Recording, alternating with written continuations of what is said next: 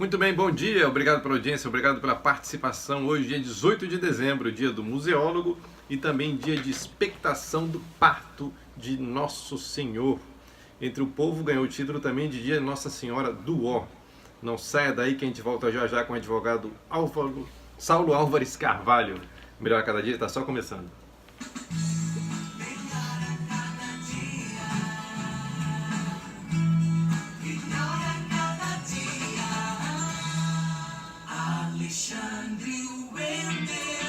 Muito bem, obrigado pela audiência, obrigado pela participação. Você que está em casa, no trabalho, no trânsito, no táxi, no caminhão, se dirigindo para outro município.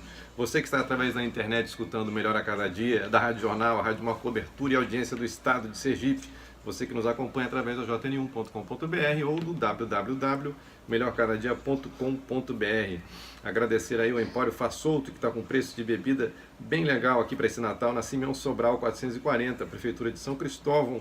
O nosso querido Marco Santana, a Companhia de Água Deso, a Fé Comércio também, que está fazendo um Natal muito legal ali, um Natal iluminado na Praça Fausto Cardoso. Eu tive a grata satisfação, e como a ideia do programa é trazer pessoas que surpreendem, que saem do lugar comum, de conhecer o jovem Saulo Álvares Carvalho. Ele tem 33 anos e eu fico impressionado assim, porque ele começou como office boy, que dá para você, é o que eu digo, você não precisa passar o resto da sua vida como office boy. Depois foi terceirizado e finalmente quis prestar concurso e passou para o concurso do Detran. Ele também é advogado e presidente do CJE. Então eu queria falar com ele para passar um pouco de otimismo, né? Mostrar que esse país também tem uma série de oportunidades e uma série de coisas boas acontecendo. Bom dia, Saulo Álvares Carvalho, tudo bem? Tudo bom, Alexandre? Bom dia. Bom dia a todos os ouvintes do Melhor a Cada Dia, da Rádio Jornal, empreendedoras e empreendedores que nos acompanham. Bacana, Saulo. Eu queria falar Saulo Álvares Cabral, mas é Carvalho. Pois é. Muito bem. Saulão, você me surpreendeu, assim, você me parece uma pessoa bastante determinada. Você tem quantos irmãos? Eu tenho um irmão mais novo. Mais novo que você? Isso, poucos anos mais novo. E fico feliz por essa impressão, Alexandre. Eu fico feliz também, porque parece que você, é uma fatalidade, mas você aos 13 anos teve que assumir um novo lugar na sua casa. E eu acho que isso fez uma certa diferença para você ter esse dinamismo, essa força de vontade. Você teve que virar o homem da casa muito cedo? Mais ou menos isso. Eu perdi meu pai muito cedo, né, aos 13 para os 14 anos, e era uma referência, não só uma referência paterna, mas uma referência de empreendedor, pelo perfil dele. E aí naquele momento minha mãe teve que assumir as rédeas da casa, nós muito novos, e eu também senti essa responsabilidade. Então, sim, acredito que a partir daí tenha surgido esse interesse, essa necessidade por empreender também. De buscar algum lugar aí no comércio, alguma coisa nesse sentido, né? Mas você em algum momento você teve que trabalhar cedo ou você só precisou estudar?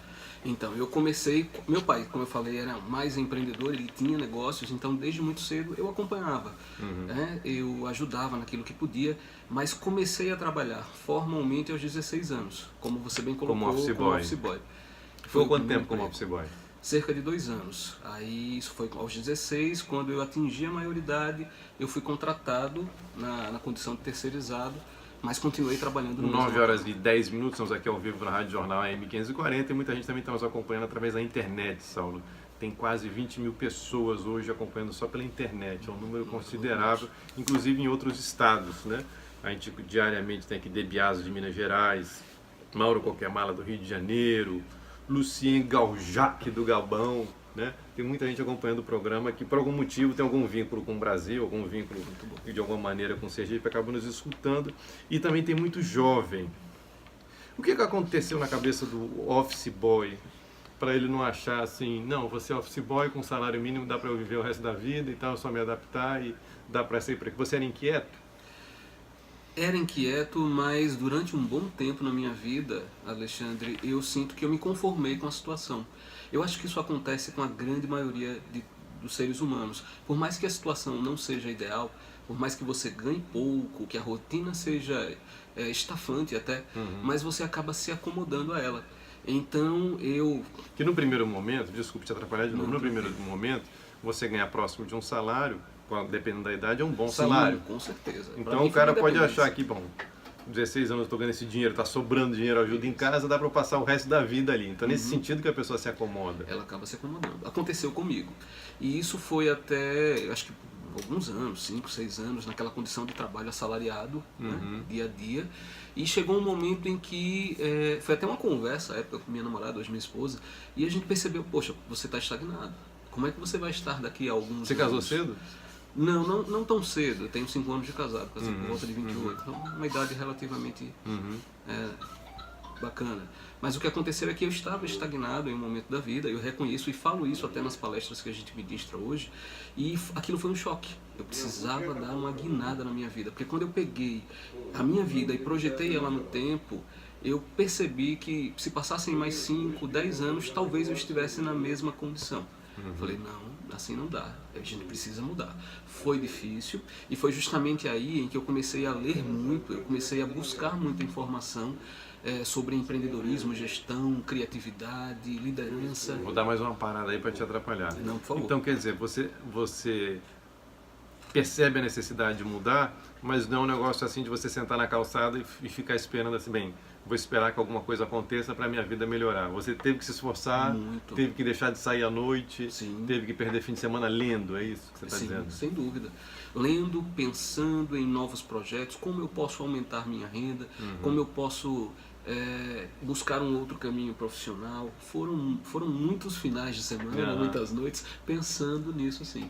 Não foi um processo tão repentino. Tem problema também com amizade, né? Olha, você querendo falar com a gente aqui no programa, você pode ligar para 999567785. Pode falar conosco também e fazer a sua pergunta. Também perde, assim, alguns amigos, né? Ficam muito chateados, assim, vai atrás de você para sair, você, pô, o cara ficou metido na besta, só fica querendo ler, estudar e tal. Isso acontece também, né? Acontece muito. Uma cobrança nesse sentido, né? Sem dúvida, até porque quando você resolve mudar a sua dinâmica de vida, a zona de conforto, o ser humano ele é acostumado a essa rotina, ele sente, as pessoas criticam, não entendem. É porque também essas outras pessoas têm a certeza que você nunca vai ganhar mais do que um salário. Ninguém ganha, é normal, a gente vai viver com... A gente tem que morrer ganhando um salário mínimo, digamos assim. E quando você sai do meio, o cara ataca a pedra, né? Sim, sim. No primeiro momento ele critica porque, poxa, ele se moveu, ele foi em busca, mas quando as pessoas percebem, é engraçado, Alexandre, quando elas percebem que é possível, aí elas apoiam.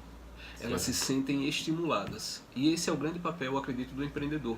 É estimular aqueles que estão ao seu redor de que é possível também transformar a sua realidade de vida para melhor. Tu 30 anos de idade, você fala bem, cara. Obrigado. Gostei de conversar com você, bacana. Não é que acabou não, mas tem muito mais ainda. Que E aí você vai fazer concurso. Você bota na cabeça que tem que fazer um concurso. Sim, e aí vou trazer também... Agora tem um conflito aí, você tem concurso a quem quer estabilidade, botar o boi na sombra. Isso. E também tem o cara que é empreendedor que não bate uma coisa com a outra. Pois é. E aí vou, lógico, iniciar falando sobre essa influência que eu recebi da minha mãe. Já que meu pai era o braço empreendedor da casa, a minha mãe sempre foi servidora pública e voltada para esse caminho, que é um caminho também louvável. Eu até brinco, Alexandre, que as pessoas... Eu vivo num aparente paradoxo. De um lado a veia empreendedora, de outro lado o serviço público. Hoje eles estão em mim, eu transito nesses dois universos. Mas eu digo que é aparente paradoxo porque todos nós devemos ser empreendedores independente de onde nós estejamos, seja no serviço público, seja com um CNPJ constituído. Me disseram que até um garçom pode ser empreendedor, né? Todos nós podemos ser, inclusive quem não está formalmente trabalhando, empregado. Ainda assim, a pessoa pode adotar uma postura empreendedora na busca por uma colocação, na busca por qualificação. O empreendedorismo, para mim, agora falando como Saulo Álvares, pessoa, é um estilo de vida. Você tem que levar um estilo de vida empreendedor. E isso vai fazer toda a diferença na vida pessoal e profissional. Então, bacana. É isso. E aí, então, aí eu falo que é um conflito que minha esposa não conseguiria viver sem um salário certo no final do mês. A cabeça dela não suporta uma outra maneira, ela acha muito confuso a minha vida, né? Que eu não tenho a certeza de nada e tenho que estar o tempo todo correndo atrás. Tem muito a ver também com o perfil psicológico da pessoa. Tem pessoas que não né, como a sua mãe deve ter orientado você, rapaz, vá para concurso público e tal, que é tranquilo, estabilidade. E hoje, lamentavelmente, eu vi um vídeo outra vez, uma entrevista de um jovem também que passou no concurso no Rio de Janeiro, e ele passou e estava 4 meses sem receber e estava questionando, eu lutei para esse concurso, eu lutei para ter uma estabilidade financeira e agora estou aqui no Rio de Janeiro sem receber salário, o que eu fiz da minha vida e tal. Ou seja, essa estabilidade também não está mais segura nem no serviço público. Então, se as pessoas puderem ser um pouco empreendedoras, posso dizer que é melhor para elas. Pois é, veja como são as coisas, Alexandre. Voltamos a falar da zona de conforto. O servidor público, ele acredita sim na estabilidade. Nós vivemos um momento em que a estabilidade era algo muito forte no serviço público, mas ela já está sendo colocada em xeque. E eu, assim, pessoalmente acredito que a tendência é que seja mesmo. Então, até aquilo que nós tínhamos como muito certo, hoje ele é abalado pela realidade econômica que nós vivemos e pela própria realidade do mundo, do trabalho atual. Então, por isso que eu digo que a zona de conforto ela é perigosa e por isso que eu digo que nós temos que ter uma postura empreendedora. O mundo muda o tempo todo e a gente tem que estar preparado para isso. Legal, vou anotar aqui, zona de conforto é perigosa. Bem, aí você vai se dedicar um pouco mais também ao recursos humanos, né? Hoje você está na área de recursos humanos também. Isso. Deve estar dando palestra da maneira que você fala bem. Mas eu queria entender, então você monta um escritório de advogado. Bem, não, tem um momento interessante também. Você fazia administração, Isso. que tem tudo a ver com empreendedor. E aí você fala, eu larguei a administração. Eu falei, como é que eu vou chamar um cara para falar sobre empreendimento, conselho de jovens empreendedores, e o cara larga a administração para ser advogado? Pois é, eu fiz o curso de gestão, não concluí, eu fui até o 6º a 7º período, mas o que acontece? O direito sempre foi um amor na minha vida, mas eu vou até, mais uma vez, falar de coisas pessoais, a questão da crença. Houve um momento da minha vida em que eu achava que não teria capacidade de exercer a profissão que eu amava, que era a advocacia, por uma série de fatores, a grana para pagar uma faculdade particular na época, a possibilidade de passar numa universidade pública, eu achava que não dava, enfim. E naquele momento da vida isso ficou em segundo plano. E fui para a administração, que é um curso belíssimo, que me ajudou bastante. Como eu falei, eu li muito sobre isso, mas chegou um momento em que eu tive que optar. Ou eu ia para seguir o meu sonho, o meu amor, que era o direito, ou concluir o curso de administração. Então eu acabei optando por isso.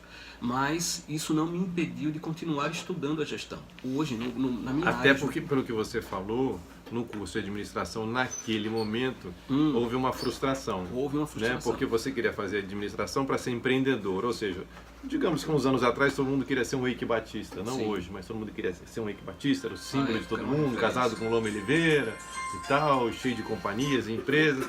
E aí você vai para um curso de administração e você me colocou que ele era mais quase que para se formar gerentes. Eu brinco também com isso quando a gente tem a oportunidade de falar. O curso de administração, na época em que eu transitei por ele, não possuía uma cadeira sequer voltada exclusivamente ao empreendedorismo.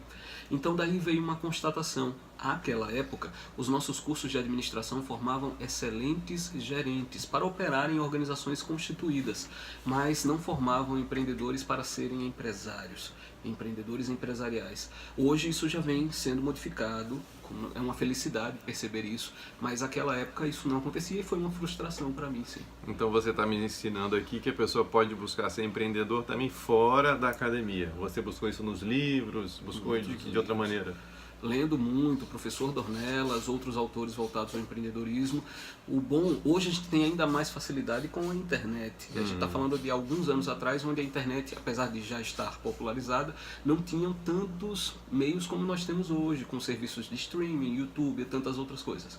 Mas a informação hoje está muito acessível para quem quer empreender. Basta tomar a decisão, primeiro ela vem de dentro, pessoal, e depois a iniciativa de buscar a informação. Bacana, muito legal. Estamos aqui ao vivo com o advogado Saulo Álvares Carvalho, que antes de tudo foi office boy, terceirizado, quis crescer na vida, prestou concurso público, passou e mesmo assim continuou inquieto, foi atrás de montar o próprio negócio e também está empreendendo e hoje ensinando aos jovens também como empreender. Eu vou deixar essa parte do CJE para o segundo bloco, mas a gente estava falando de uma outra coisa interessante também, que hoje é uma palavra muito forte, que é o compliance, né? Todo mundo falando nisso. Também estamos na época do coaching, né? Todo mundo quer ser coaching e tal. Também tive a época do qualidade total. As pessoas botavam na porta da Caixa Econômica, aqui tem qualidade total. E eu acho que se restringia muito a faixa. Chegava lá dentro, não tinha qualidade nenhuma, o serviço era o mesmo. A gente às vezes gosta de ficar buscando alternativas para dizer que melhorou, que está tudo 100%, e às vezes fica só na fachada. Então cuidado, você que empreende, você que tem um negócio, para que esse negócio seja introjetado realmente na cabeça dos seus colaboradores, que eles saibam realmente o que estão fazendo. No meio dessa Lava Jato me aparece o compliance, que é essa relação com valores, com as coisas todas, como é que você percebe uma negociação. E Álvares, vou chamar você de Álvares agora para me lembrar bem do Cabral, porque o português dão muita culpa nossa da colonização dos portugueses. Veio para cá muito marginal, muito ladrão, veio navios para cá com presidiários, né? Então a gente tem uma cepa, digamos assim, uma parte muito ruim. Tem uma parte boa também, mas tem uma parte muito ruim. Então a gente tem um costume de qualquer negociação ter comissão, o fiscal da prefeitura vem atrás e você pede alguma coisa e por aí vai. Como é que é esse trabalho de compliance nos dias de hoje? É bem aceito? Bom, você falou uma coisa interessante sobre a herança cultural que o brasileiro tem. Eu, particularmente, Alexandre, não gosto muito dessa pecha de que nós nascemos assim e, portanto, é nossa cultura. Não acredito muito nesse fatalismo. Acho que a gente deve desejar mudar. É aquela história que a gente já conversou aqui. Mas vamos lá, sobre compliance, particularmente. O compliance, que é uma palavra que vem do inglês, né, vem do verbo to comply, e ela se atrela muito à conformidade. Ela é basicamente você pegar uma organização, voltando para a advocacia, no nosso caso a gente trabalha com condomínios e empresas, é você pegar esses organismos e adequar as rotinas deles ao que diz a lei, no que se refere à questão ambiental, tributária, trabalhista, enfim. É você trabalhar preventivamente. Poxa, eu tenho um sistema normativo que rege o meu dia a dia. Então eu vou pegar a minha organização e vou adequá-la ao que diz esse sistema normativo. É basicamente isso. O conceito ele é muito simples. E aí você me pergunta, isso já é bem visto? Tem sido bem visto, sim. A grande dificuldade ainda é você demonstrar para quem não conhece o compliance o valor dele. Mas uma vez que esse valor é compreendido, o empresário, o síndico, ele compra e adequa, até porque é tranquilidade para ele. Se a gente falar de condomínio, que é onde eu atuo mais, é a minha praia, o síndico ele é responsável por tudo que acontece ali com o seu CPF. Ele responde em todos os aspectos. Então, se ele... Mas não era assim antes? Não é, é assim. Mas antes era assim? Era assim antes, ele sempre respondeu. Só que era mais relaxado, então. Não é que talvez, não sei se a gente pode acreditar isso, a ausência de fiscalização, mas o síndico sempre respondeu pessoalmente por qualquer coisa relacionada ao condomínio. E aí quando a gente oferece um mecanismo como o compliance, que fornece para ele uma blindagem, então isso é muito bom, dentro da lei, dentro da legalidade, é isso que a gente defende. Legal. Você falou de condomínio, eu fico com a sensação que um condomínio... Muitas pessoas acham que o condomínio assim, é minha casa, né? Então não me preocupo. Muitas pessoas não se preocupam com o condomínio, fecha a porta e vai embora. E aquele síndico fica lá. Mas síndico também tem desvio, síndico também tem coisa errada. Sim. Embora, eu brinco também que as pessoas quando falam em coisa pública, concorda que o cara bote o filho, bote a esposa, mas não aceita isso no condomínio. Ninguém aceita que o síndico do seu condomínio coloque a sogra, as filhas e tal, com salário lá dentro. Os síndicos hoje entendem bem que aquilo ali é como se fosse uma empresa? Eles têm essa certeza por causa do CPF, é por isso? Veja, a gente tem percebido um aumento da profissionalização do mercado condominial. Antigamente, a gente ouve isso até de grandes nomes no direito condominial, antigamente o síndico era aquela pessoa que tinha muito tempo livre, geralmente, não que fosse uma regra, mas geralmente era uma pessoa já aposentada, já havia contribuído muito na sua vida laborativa, e aí tinha um certo tempo livre, então na falta de outro candidato ela assumia a gerência daquele condomínio. Mas assumia assim, às vezes até de qualquer maneira, né? Um homem, uma mulher aposentada, não quer dizer que ele tem uma ideia de gestão, de compra e venda e tal, então, isso. Então era aquela coisa, ia porque não havia outra opção. Hoje nós temos percebido uma mudança nesse sentido. Existem cursos hoje de formação de síndicos profissionais, existe a figura do síndico profissional. Tem o síndico remunerado, né? Exatamente, o síndico remunerado, e a gente nota essa profissionalização. Não é que antes não houvesse responsabilização, tá, Alexandre? O síndico, ele, pelo próprio Código Civil, as nossas leis pátrias, sempre respondeu. O que acontece é que agora a gente percebeu, até com a complexidade do mundo, a gente percebeu que é preciso profissionalizar. O condomínio é uma empresa, não é formalmente, né? A gente não trata como uma empresa, mas ela é uma organização que precisa de gerenciamento e um gerenciamento profissional. Um condomínio hoje, assim, qual o valor mais alto de condomínio que você já viu? 4 mil, 2 mil? Aqui na nossa realidade a gente chega perto dos 2, mas existem condomínios Com mais caro que isso? Mais caros que isso, sem dúvida, sim. Então você pegar 3 mil reais por apartamento é um valor considerável, né? Que movimenta por mês. Tem condomínios que tem uma reserva, né? Tem. De dinheiro. Um dado interessante, lá em São Paulo tem um professor chamado Márcio Raschkowski, e ele fala que determinados condomínios na Grande São Paulo movimentam, aliás, o mercado condominial arrecada mais que muito município do que a própria prefeitura em IPTU. Então a arrecadação dos condomínios supera a arrecadação municipal de IPTU, para você ver como esse mercado é grande e como ele demanda essa profissionalização. Agora, ao mesmo tempo, Saulo, nós não temos o hábito também de participar de reunião de condomínio, né? Sim. A gente entrega aquilo ali, vai embora. Aí, reunião de condomínio, 3 pessoas, 5 pessoas.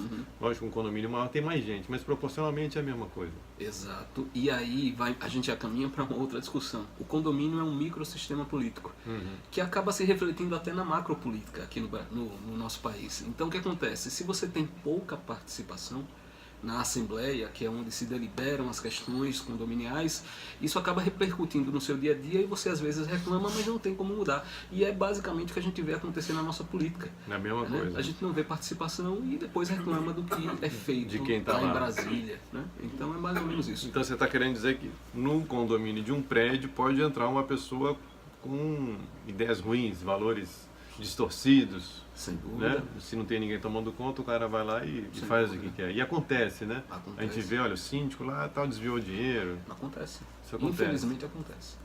Some o dinheiro. Some sim. Se não houver fiscalização, a lei também, o nosso Código Civil, estabelece a figura do Conselho Fiscal, que tem o papel de acompanhar as contas do condomínio e aprovar essas contas ao final da gestão. O condomínio necessariamente tem que ser um proprietário? Pode ser alguém que mora de aluguel? O síndico, você falou? Não sei, síndico, perdão. Então, não, hoje, apesar de ser uma questão ainda discutível juridicamente, mas a ampla maioria da corrente entende que não. Qualquer pessoa pode ser síndico. O próprio Código Civil fala que o síndico, que poderá não ser condômino, fará a administração daquele grupamento. Então não há necessidade de ser um proprietário. Então é um risco maior, né? Vamos supor, você tem lá, não sei, estou brincando aqui, 3 milhões na conta, vem uma pessoa para morar de aluguel ali de passagem, some com aqueles 3 milhões, de repente fica difícil recuperar até. Talvez fique, mas a questão não seria porque aquela pessoa ela é um locatário ou porque é um proprietário, sabe, Alexandre? Eu penso que a questão é a fiscalização constante. Dos moradores. Você não, tem que ter um acompanhamento mês a mês. Concordo.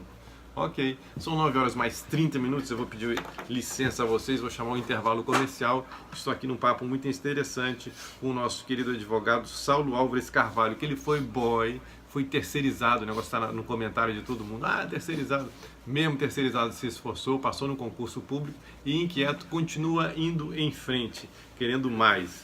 E já a gente volta para falar sobre o CJE, entre outras coisas. Queria agradecer a Empório Faz Solto, que fica ali na Simeão Sobral 440, que está com cesta de Natal, bebidas, um monte de vinho, um monte de coisa bem interessante para você dar uma olhada. A Prefeitura de São Cristóvão, a Companhia de Água Deso e a Fé Comércio, que está com o Natal iluminado lá na Orla, e também que está inaugurando o hotel do Sesc, um hotel belíssimo ali na Orla de Aracaju.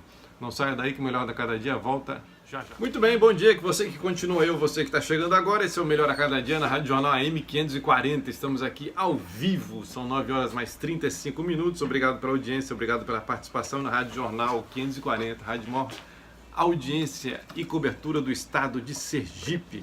Você pode nos acompanhar também através da internet, do www.melhorcadadia.com.br, e sabendo que se você perdeu o primeiro bloco ou se você perdeu alguma coisa, quer ver de noite, estaremos no YouTube com esse programa. Você pode ver esse e todos os outros que já passaram até aqui. São quase 100 programas aí agora fechando a semana. Estamos aqui ao vivo com o advogado Saulo Álvares Carvalho. Queria agradecer também a turma que está sempre nos acompanhando, nos escutando. Ronaldo, que está nas estradas aí nos acompanhando, Iedo Flávio, um abraço, Iedo Flávio, Carlos Eloy, Diego da Costa, Danilo Cardoso, Breno, Gleice Sandra, Hugo França também, que é um assíduo, e com frequência nos escuta, aí Gilson Souza, Marco Pinheiro, Gerson da Argevale e tantos outros que nos escutam diariamente na Rádio Jornal AM 540. Muito obrigado pelo carinho, obrigado pela participação. Voltando aqui com essa fera, que foi, eu gosto de repetir que eu acho isso muito legal, viu?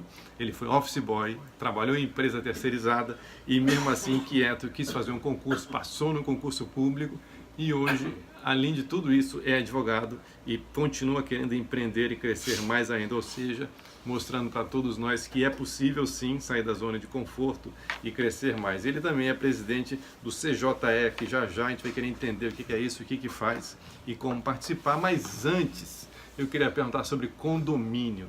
O brasileiro, Saulo, de uma maneira geral, ele não tem manutenção preventiva como tem o japonês, como tem o europeu, como tem o americano, né? Então meu carro está lá, eu tenho que trocar o óleo, eu troco na data certa, eu vou abastecer, coloco água. Condomínio, cara, você vê, inclusive esses prédios Maria Feliciana e tal, você vê que o elevador quebra para depois fazer a manutenção. Falando em manutenção preventiva e tudo mais, como é que o cara vai contratar um advogado, cara? Pois é. Se ele não tem essa ideia de prevenção, vamos deixar ver se for preso eu contrato um advogado. Uhum. Essa é a questão que a gente se confronta cada dia, de demonstrar a importância de se prevenir, de se antecipar ao problema. Isso vai acontecer na área de manutenção, vai acontecer na área jurídica também. E hoje mais do que nunca, né, cara? Hoje mais do que você nunca. vê um reitor preso, você vê um reitor se suicidando e tal. Então tem chance de um síndico ser preso? Sim, acontecem. Existem casos até, Alexandre, vou contar uma também que eu ouvi de um Atenção, palestrante. síndicos, fiquem de olheiro em pé e saiam atrás de uma consultoria jurídica imediatamente. É importante. Aconteceu não aqui, naturalmente, isso foi também em São Paulo, o caso de um síndico que resolveu fazer uma obra em uma área comum e ele foi cortar uma árvore. E achou que aquilo ali fosse simples, cortou para fazer uma reforma e melhorar o ambiente. Essas folhas estão aqui atrapalhando. Pois é, o que acontece? Era um exemplar de Mata Atlântica, aquela área ali era uma área de reserva em um condomínio, e alguém fez uma denúncia ao pelotão ambiental que foi até lá, autuou o condomínio e o síndico, inclusive, foi levado à delegacia e responde criminalmente por conta disso. E crimes ambientais, eles possuem penas muito severas, até pela necessidade mesmo de proteção e com o intuito de melhorar, às vezes até imbuído em boa fé, o síndico se comprometeu por conta disso. Se ele houvesse buscado uma assessoria antes, talvez aquilo ali pudesse ter sido evitado. Então essa é a importância da prevenção, né? Um caso extremo, mas que demonstra a importância da prevenção. Um problema do brasileiro, né? O carro está ali, ele tem a revisão para fazer, uma revisão a cada 6 meses, revisão a cada 10 mil quilômetros. Roda, rapaz. Olha, meu padrasto mesmo, ele deixava quebrar para fazer alguma coisa. Ele não queria saber desse negócio de preventivo. É muito difícil o brasileiro se preocupar com preventivo. É gasto, é perda de tempo, tá, eu vou ter que ir lá, então não aconteceu nada, por que eu vou fazer o preventivo? Mas o preventivo é justamente isso, né? Para você evitar aborrecimentos maiores. Mas é um trabalho difícil para vocês, viu? É difícil. Divulgar esse serviço que vocês têm, tomar essa consciência do pessoal, mas se bem que hoje existe até site para síndico, curso para síndico, tem muita coisa acontecendo. É aquela coisa do profissionalismo que nós já conversamos. Há um movimento nesse sentido. Naturalmente isso vai levar alguns anos ainda para que se transforme totalmente. Mas está acontecendo. Mas está acontecendo, isso já nos deixa muito animados, sim. Há uma perspectiva muito boa para o futuro. Muito legal. Estamos aqui então com o nosso querido Saulo, ao vivo na Rádio Jornal AM 540, são 9 horas mais 40 minutos, agora vamos falar sobre o CJE. O que é CJE, Saulo? Conselho de Jovens Empreendedores. Você ainda é jovem? Até quando você é jovem? Boa Fiquei pergunta, curioso agora. Alexandre. Então, eu com 50 anos, eu posso ser jovem empreendedor? Pois é, essa pergunta ela é feita sempre e vale aqui o esclarecimento. Nos parâmetros da CONAGE, que é a Confederação Nacional de Jovens Empresários, a qual o CJE se filia em nível nacional, é considerado jovem até aquele que vai até os 40 anos. A gente consegue ocupar postos de diretoria nesses movimentos, tá? Não que alguém que esteja acima dos 40 não participe, não é isso, mas para ocupar postos diretivos, você precisa preencher esse critério. Legal, então vamos supor, o cara trabalhou no serviço público, ele acabou de se aposentar com 50 anos, pronto, um oficial militar aí, se aposentou com 50 anos, quer montar um negócio, ele pode ir para o CJE, não pode? Naturalmente pode. Eu nunca tive um negócio, ele se acha jovem nesse ramo, nessa atividade, ele quer começar junto com os outros ali e tal. Não tem problema nenhum. Nenhum, as portas estão abertas legal, a ele, sem problema. Então você que está querendo empreender pela primeira vez, quer um lugar para começar, para trocar ideia, é isso mesmo? É isso. Vocês se reúnem como? Nós temos reuniões semanais, geralmente às terças-feiras, à noite, às 19, 19h30, e são reuniões para isso. Nós temos projetos sendo tocados ao longo do ano, então nós nos reunimos para executar esses projetos e, em paralelo, a gente o tempo todo gera relacionamento, gera negócios. O que me deixa mais feliz dentro do CJE, Alexandre, é ver negócios nascendo no Conselho. E hoje nós temos grandes empresas, inclusive, que surgiram ali. Um conheceu o outro no CJE, se tornaram sócios. O meu escritório hoje, eu tenho sociedade com o Dr. Tiago Noronha, e essa sociedade surgiu dentro do CJE. Eu não conhecia, eu conheci no Conselho. Curiosidade, então. Telefone, site, existe alguma coisa do CJE ou não é organizado esse negócio? Hoje nós temos uma participação muito forte nas redes sociais, então nós temos um Instagram do Conselho, CJE_Sergipe. Começa com arroba, né? Então, arroba CJE_Sergipe. Lá eu posso encontrar o que vocês estão fazendo. Isso, a gente sempre posta as atualizações lá e tem as mensagens que você pode mandar por lá também. Temos o Facebook, Conselho de Jovens Empreendedores, é a página do CJE. E qualquer informação presencial que você queira ter, você pode buscar até a própria associação comercial. Pronto, aí o cara está nos ouvindo lá em Cumbi, está ouvindo em Divina Pastora, aqui em Aracaju, na Farolândia, qualquer lugar que seja do mundo, e aí fala, eu quero ir no próximo encontro. Ele liga para lá e procura saber onde é que vai ser. Como é que ele sabe onde vai ser? Ele pode entrar em contato pelas redes sociais, como nós colocamos, ou até mesmo na associação comercial, e lá eles vão confirmar o local da reunião. Por que eu digo confirmar o local? Esse ano nós iniciamos um projeto bacana, que foram as reuniões itinerantes. Nós passamos a visitar empresas parceiras do grupo. Então, a cada semana, a cada 15 dias, a gente faz uma reunião em um local diferente, né? Nesse momento, nós estamos com elas suspensas, por conta do fim de ano, mas retornaremos aí em janeiro. Então, é bom a pessoa se informar antes quanto ao local, mas ela vai ter essa informação de pronto, sem problema. Legal. Agora vamos entender o que acontece lá. Aí a pessoa está querendo montar alguma coisa, ou tem algum dinheiro e não sabe o que montar, ou ganhou um terreno do pai e também tem a menor ideia do que fazer com o terreno, vou lá para o CJE. Pode ser isso? Pode sim.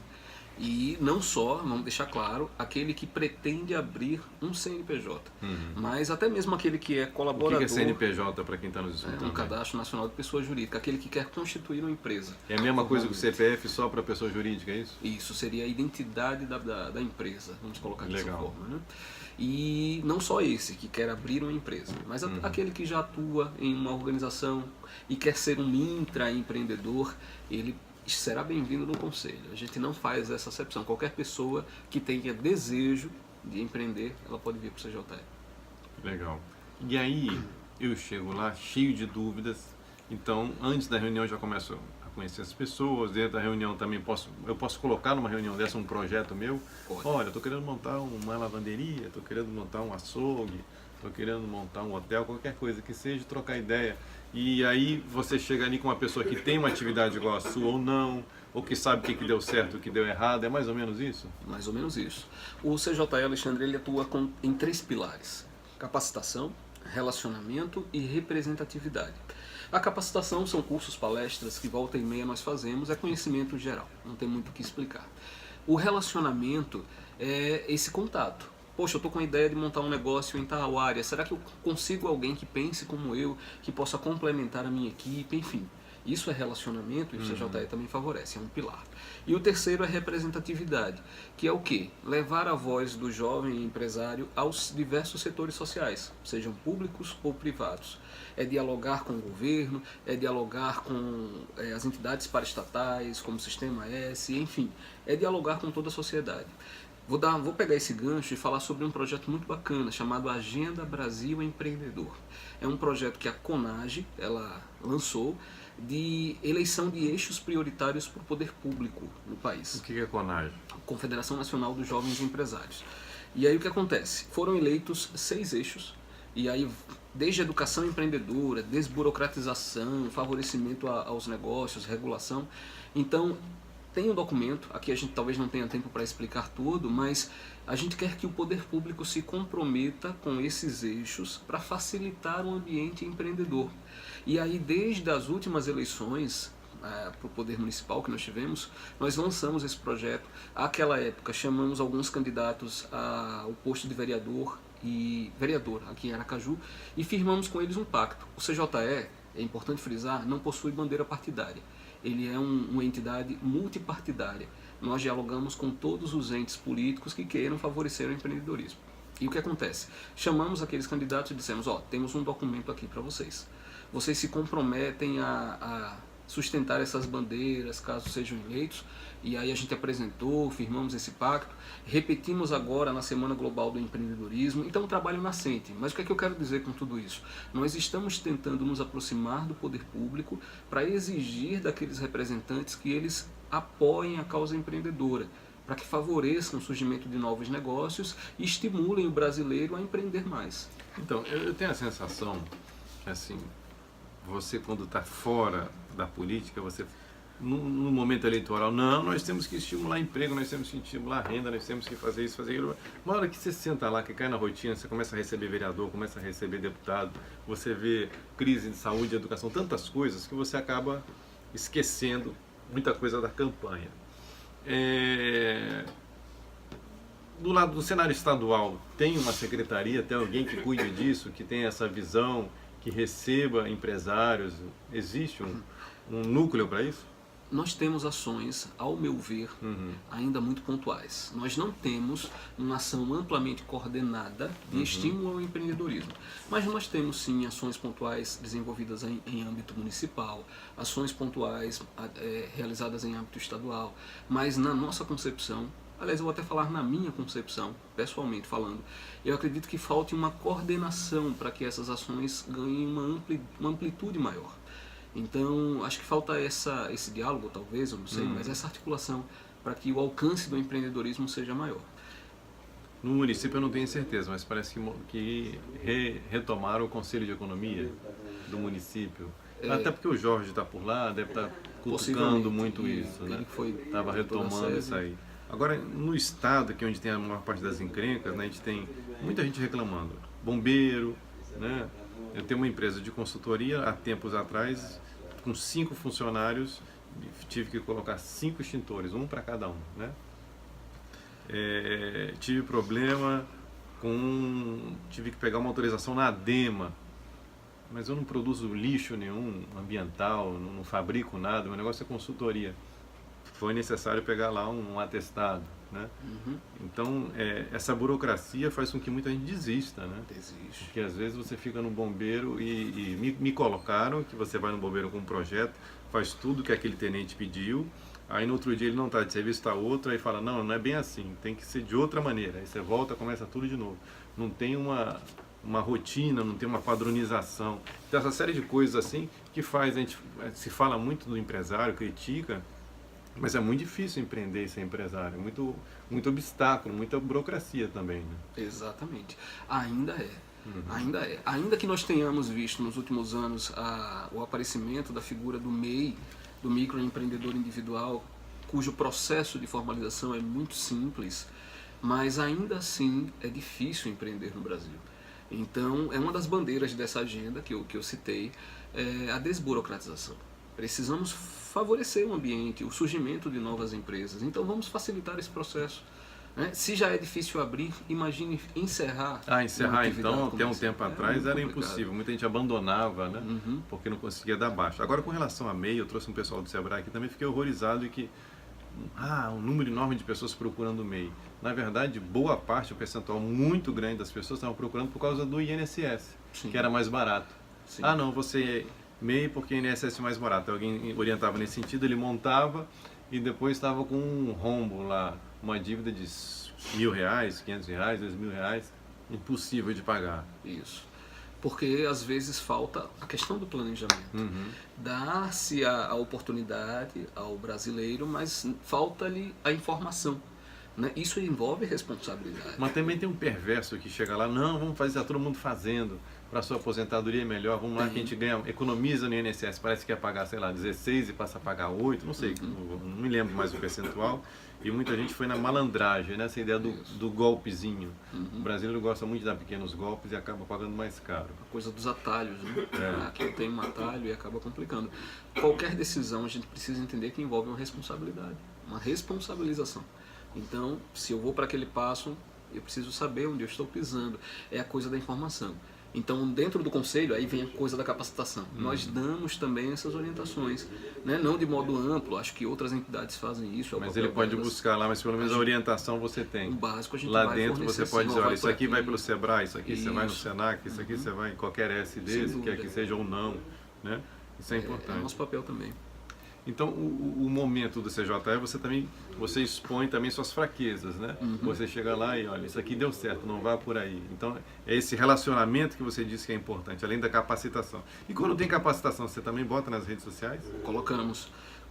Agora, há cerca de 2 ou 3 semanas, nós realizamos o Encontro de Jovens Empreendedores dentro da Semana Global do Empreendedorismo, que é o nosso maior evento anual, e nós tivemos várias palestras acontecendo para jovens que, para muitos deles, era o primeiro contato com o tema do empreendedorismo. Então isso é ação de capacitação e todas elas são amplamente divulgadas também. Eu falando com você agora, me deu a sensação que é uma ação muito difícil essa de CJE. Por quê? Eu quero ser do CJE porque eu não sou empreendedor. Depois que eu sou, fico com a sensação que eu não preciso mais do CJE, né? Que eu já fiz, já dei certo, não vou mais participar. Agora eu sou um cara de sucesso. Isso acontece? Acontece também. Não que seja, viu? Mas o cara se acha que deu certo, não precisa mais disso. É porque o trabalho do CJE, Alexandre, é um trabalho voluntário. Então, o que é que eu digo sempre? As pessoas precisam entender que nós que fazemos o conselho, nós temos os nossos negócios, as nossas atribuições regulares, como qualquer outro, mas nós ainda precisamos e conseguimos dispor de mais algumas horas do nosso dia para fazer esse trabalho voluntário. Então, nem todo mundo tem essa vocação, essa aptidão para isso. Você tem ganhos, naturalmente? Tem, sobretudo de relacionamento. As portas que o CJE abriu para mim, a gente conversou um pouco sobre minha vida pessoal no começo, e muito do que eu consegui hoje, que eu tenho hoje, veio por conta do CJE, dos relacionamentos firmados, das portas abertas. Mas nem todo mundo tem a vocação para isso, a gente também precisa compreender. Nós temos perfis diferentes, a gente falou sobre serviço público, tem gente que quer aquele caminho da estabilidade, tem gente que quer empreender, e a gente tem que entender essa particularidade do ser humano. Quem vier para o CJE precisa ter consciência disso, é um trabalho voluntário, é doação, é entrega, e a gente precisa fazer isso por conta de uma causa maior. Está faltando um tempinho para acabar e eu queria falar sobre valores. Você falou em compliance e eu sinto que tem um eu brasileiro que diz assim, acabou, nova fase e tal, melhorou, agora não, todo mundo tem responsabilidade, mas quando você chega perto desse brasileiro para conversar, ele fala assim, a próxima eleição vai ser tudo novo, eu não quero ninguém que está aí.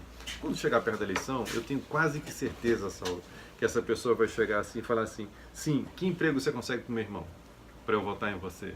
Sim. Né? O mais simples, sim, você vai conseguir um bujão de gás, você vai me conseguir, o que você vai me dar para eu votar em você? Esses valores não mudaram, né? Então eu acho que essa mudança não vai ser tão rápida assim como o pessoal está achando. E aí eu vou para o que você faz, que é a companhia, nas empresas. Nas empresas ainda tem muita gente com valor torto ainda, não tem? Tem, sem dúvida tem. Nós temos que entender que é uma realidade. Da estrutura até das relações sociais, elas acontecem e a gente precisa combater. Então, eu olho para o futuro e vejo que não é um caminho curto, é um caminho longo até essa transformação, mas eu vejo também movimentos acontecendo e isso me deixa muito animado. Quando a gente vê o compliance, por exemplo, sendo discutido, é porque a sociedade vem demandando essa questão. Então, a gente percebe esse movimento. Naturalmente, você falou sobre coaching no começo. É uma ferramenta fantástica, mas a gente viu o quê? Com a popularização, a gente acabou atraindo para esse segmento algumas pessoas que visam apenas aproveitar aquela oportunidade como um ganho pessoal. Isso aí. Então isso vai acontecer certamente com o compliance, como aconteceu com outras áreas. Mas a gente precisa entender que isso não invalida o processo. Claro. Né? Então a gente tem um movimento de compliance surgindo em pontos isolados, mas que convergem para uma transformação social. Isso vai acontecer no serviço público, na verdade isso já vem acontecendo. Se a gente for falar agora de Lava Jato, o trabalho que o Ministério Público Federal vem fazendo, ele força as empresas a adotarem mecanismos de compliance também. Então, pouco a pouco, a sociedade vai se transformando para isso. Mas eu tenho certeza que é um percurso, né? Porque vamos supor, começou lá o mensalão lá atrás, pronto. Então esses valores mudaram, tem gente presa, ninguém vai mais pedir comissão, ninguém vai pedir nada. Continuou. Sim. Aí veio a Lava Jato, quer dizer, continuou da mesma maneira. A vigilância tem que ser constante. A vigilância tem que ser constante. Então a gente está hoje aí com a certeza assim, não, as coisas mudaram, não. Nesse momento tem alguém pedindo comissão no serviço público para pagar uma nota de fim de ano e tal, do mesmo jeito. Lógico que a preocupação está muito maior, o medo de ser preso hoje é certo, né? Agora eu li uma coisa que me deixou chateado. Quem tem foro privilegiado, parece que ninguém foi preso, né? Sim, ainda não... Por conta do STF, não houve julgamento, não se condenou ninguém com foro privilegiado. Mas a própria discussão do foro já vem sendo travada, seja em âmbito do STF, seja até no âmbito do Congresso. Apesar de nós estarmos em um momento de descrença com os representantes políticos que estão lá, mas é uma discussão que é reflexo da sociedade. A sociedade cobra, eles discutem lá e com o tempo isso tende a se aperfeiçoar. A gente pode dizer assim então que os dados foram lançados e agora... É esperar, é o amadurecimento da população como um todo, né? Dos meninos na escola, dos políticos que estão aí, dos políticos que estão entrando. Parece que na época do mensalão, de todos os 70 e poucos federais, só 16 retomaram, quer dizer, muita gente ficou fora. Vamos ver se agora também, nesse momento, também muita gente fica fora, mas vai entrar do mesmo jeito, gente, porque ainda vai existir compra de voto, isso não vai parar tão rápido, não vai estancar muito tão rápido assim. Por causa não só dos políticos, como eu estou falando aqui, por causa dos nossos valores, né? Então vai chegar a eleição, muita gente aí, muito deputado, muito conselheiro, muito médico vai perguntar para esses políticos, sim, quantos empregos você vai dar para a minha família? Da mesma maneira do mais pobre que pede um bujão de gás, ou seja, não é questão só do pobre e do menos favorecido pedir, não, isso está em todas as classes sociais. É um costume nosso, o que é lamentável. Meu querido Saulo Álvares Carvalho de Orleans e Bragança e um monte de coisa mais. Queria agradecer, queria dizer que foi muito rico essa conversa com você. Superou a minha expectativa. Eu achava que ia falar só de CJE e acabamos falando de condomínio, acabamos falando de compliance, acabamos de concurso público, falamos de valores, falamos de uma série de cositas mais. Queria agradecer e queria deixar o espaço agora para suas considerações finais. Bom, Alexandre, eu que agradeço, lógico, em primeiro lugar o convite. De fato, nós transitamos por vários temas, isso é que é bom, né? Quando os assuntos eles se interligam, isso é muito bom, sim. E fica o registro aqui do meu agradecimento, quero deixar um abraço para todo o time do CJE, alguns até nos acompanham aí nesse momento, então deixo o registro, é um trabalho árduo, mas nós acreditamos nessa transformação através do empreendedorismo. Então, muito legal. É isso. E tem que ser constante. Está aí um caso de sucesso, então, nosso querido Saulo, que sirva de exemplo para todos que acompanham o Melhor a Cada Dia, e muita gente acompanha. Posso só fazer um registro? Claro, à vontade. Eu esqueci. Eu falei das redes sociais, nós estamos com um projeto muito bacana agora, que é a pesquisa Perfil do Jovem Empreendedor Brasileiro. É uma pesquisa anual que a CONAGE, a Confederação, ela realiza, e até o fim de janeiro nós vamos receber respostas. Então é bom que o empreendedor sergipano participe dela. Legal. Eu não vou colocar link aqui, mas eu vou fazer o convite àqueles que nos ouvem para que acompanhem nossas redes sociais, que lá nós vamos colocar o link para a participação dessa pesquisa. Então quero fazer esse chamamento a todos que respondam para que nós conheçamos melhor o perfil do jovem empreendedor sergipano também. Legal. Se tiver algum telefone, alguma coisa a mais que você queira passar, aproveite. Nossas redes sociais, eu vou repetir, Instagram, @CJE_Sergipe, e nossa página do Facebook, Conselho de Jovens Empreendedores de Sergipe. Podem nos visitar. Legal, então você, onde quer que esteja, tendo interessado em montar alguma coisa, ou você que já montou e tem dúvidas e quer participar, ou até surgiu aqui na minha cabeça agora, se você quiser montar um núcleo avançado em alguma cidade do interior, fala com a galera aí, fala, olha, quero participar também, mas a minha cidade aqui é muito longe, quero interagir com vocês, fazer um núcleo aqui avançado e tal. É uma ideia lançada. Queria agradecer a vocês a oportunidade, o carinho do nosso querido Saulo de estar aqui, ter se deslocado e passar um pouco da sua experiência e mostrar, sim, que é possível ficar melhor a cada dia. Amanhã estaremos aqui de volta às 9 da manhã. Aguardo vocês na Rádio Online 540, Rádio Maior Cobertura e Audiência do Estado de Sergipe.